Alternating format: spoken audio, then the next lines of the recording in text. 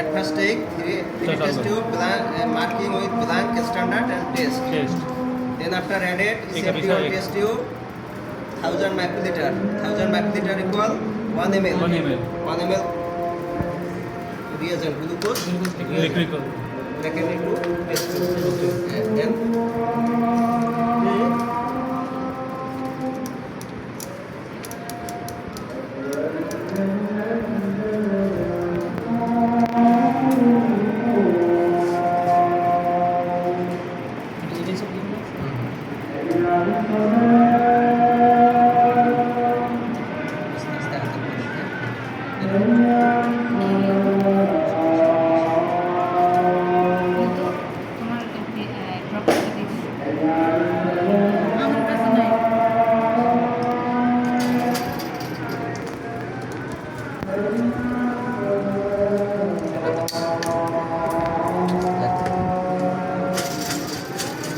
at first take heat test tube blank standard test marking.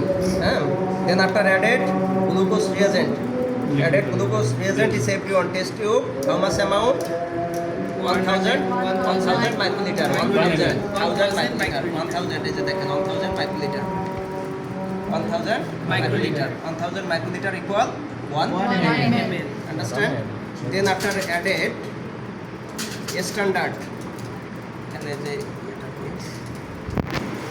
দেখি small এই যে এখানে 10 মাইক্রোলিটার, এটা 10 করতে হবে। হ্যাঁ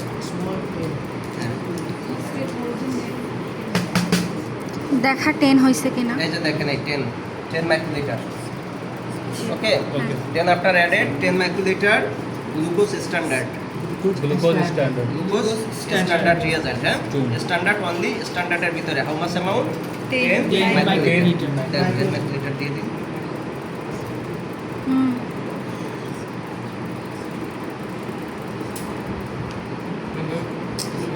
কত জোরে চাপ দেওয়া যাবে না, হয় নাই, এটা তো 10 মাইক্রো অনেক বেশি। এই যে দেখেন হালকা একটা প্রেস করলে, এই যে দেখেন এখানে হালকা প্রেস করার পরে আর চাপ দেওয়া যাবে না, এভাবে চাপ দিয়ে ফেলেছে কিন্তু এটা দেওয়া যাবে না। হ্যাঁ, হালকা দিলে যে পর্যন্ত এসে থেমে যাচ্ছে, এরপরে আর চাপ দেওয়া যাবে না। ঠিক আছে, 10 মাইক্রো মানে একেবারেই ক্ষুদ্র পরিমাণ। এই যে দেখাই,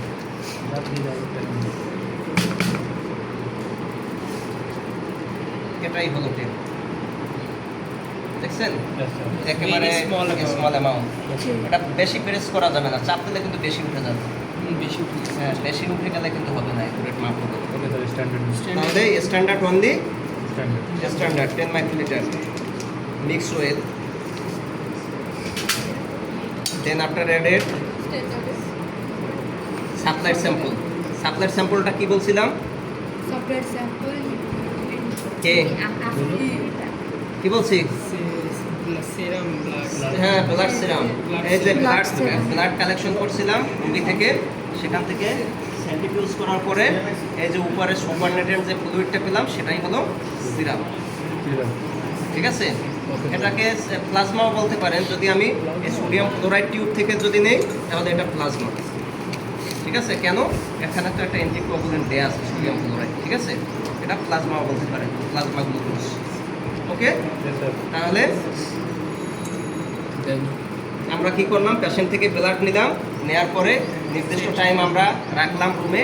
রাখার পরে ওই যে সেন্ট্রিফিউজ মেশিন, ওই সেন্ট্রিফিউজ মেশিনে সেন্ট্রিফিউজ করলাম রোটেশন পার 4000 আরপিএমে।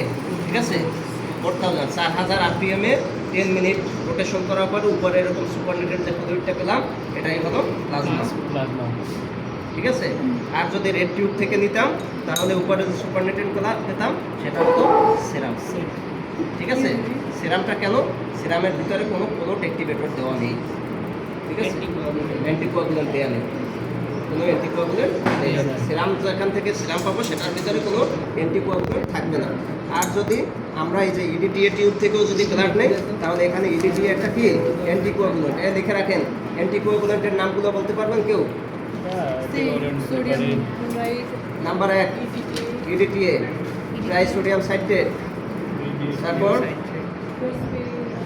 পটাশিয়াম অক্সালেট, ক্যালসিয়াম অক্সালেট, যেটাকে পলকলার মিক্সার করছিলেন না, ওইখানে পেয়েছেন না? তারপর আর্টিফিশিয়াল হেপারিন, তারপরে এই যে সোডিয়াম ক্লোরাইড, এগুলো সবই অ্যান্টিকোয়াগুলেন্ট। ঠিক আছে, একটা হলো ন্যাচারাল অ্যান্টিকোয়াগুলেন্ট আর একটা হলো আর্টিফিশিয়াল। ঠিক আছে, হেপারিন, ফিব্রিন, অ্যান্টিথ্রোম্বিন এগুলো হলো ন্যাচারাল অ্যান্টিকোয়াগুলেন্ট, এটা আল্লাহ তাআলা আমাদের বডির ভিতরে তৈরি করে দিয়েছে। ঠিক আছে, আর আর্টিফিশিয়াল যে বাইরে যেগুলো পাওয়া যায় এটাই হলো আর্টিফিশিয়াল। ঠিক আছে, তারপরে আমরা কি করব, সাপ্লাই স্যাম্পল কোথায় দেব, টেস্টের ভিতরে, অনলি টেস্টের ভিতরে supply sample. How much amount, 10 microlitre. 10 বললেই হবে না, 10 মাইক্রোলিটার মাথায় থাকে।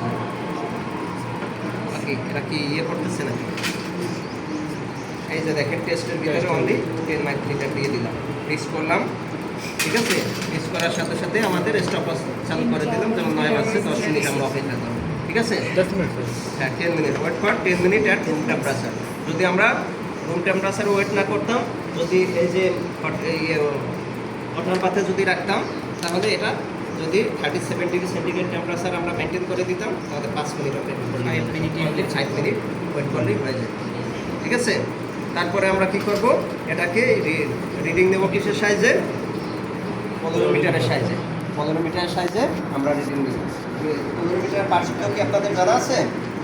This is one off switch. এটা কিন্তু পরীক্ষার সময় আসে, ড্র এবং এই যে লেবেলিং করতে বলে। ঠিক আছে, তাহলে one off switch, this is one off switch, this is digital display, digital display. তারপর জিরো অ্যাডজাস্টমেন্ট নব, জিরো অ্যাডজাস্টমেন্ট।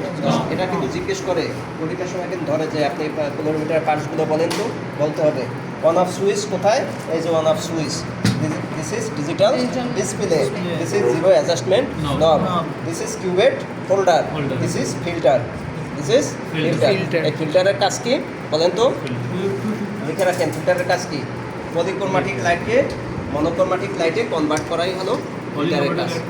মনোক্রোম্যাটিক লাইট একটা ল্যাম্প থেকে, একটা আলো বা লাইট সোর্স অফ লাইট থেকে কী করে, অনেকগুলো কালারকে কী করে, বিকিরণ করে, অনেকগুলো কালার দেয়। ঠিক আছে, ওখান থেকে মনোক্রোম্যাটিক সিঙ্গেল একটা লাইটে পরিণত করে। এটা এখানে এই যে আমাদের স্যাম্পল, এই স্যাম্পলের পাস করে। ওকে, তাহলে one off switch, digital display, zero adjustment নব, কিউবেট হোল্ডার, ফিল্টার। ঠিক আছে, তাহলে আমরা এই ব্ল্যাঙ্ক দ্বারা কী করবো, গ্যালভানোমিটারের জিরোকে অ্যাডজাস্ট করব। কীভাবে করবো, আমি কি সরাসরি টেস্ট টিউব দিয়ে দেবো এখানে? নো স্যার, হ্যাঁ, সুইচ অন করব, দেন ওই নবে এই যে দিস ইজ কিউবেট, কিউবেট ইউজ করব। হ্যাঁ ইয়েস, তুমি বলেন না না কিউবেট টেস্ট টিউব থেকে কিউবেটে নিতে হবে, তারপরে এখানে ইউজ করতে হবে। আর difference between cuvette with test tube, flat surface, flat surface, diameter 1 centimeter, diameter 1 centimeter, আর test tube diameter is very kind of diameter, various kind of Diameter. আর এখানে ফ্ল্যাট হোয়াইট মার্কিং করা আছে একটা। ঠিক আছে, no white marking, this is flat in position, this is round, understand?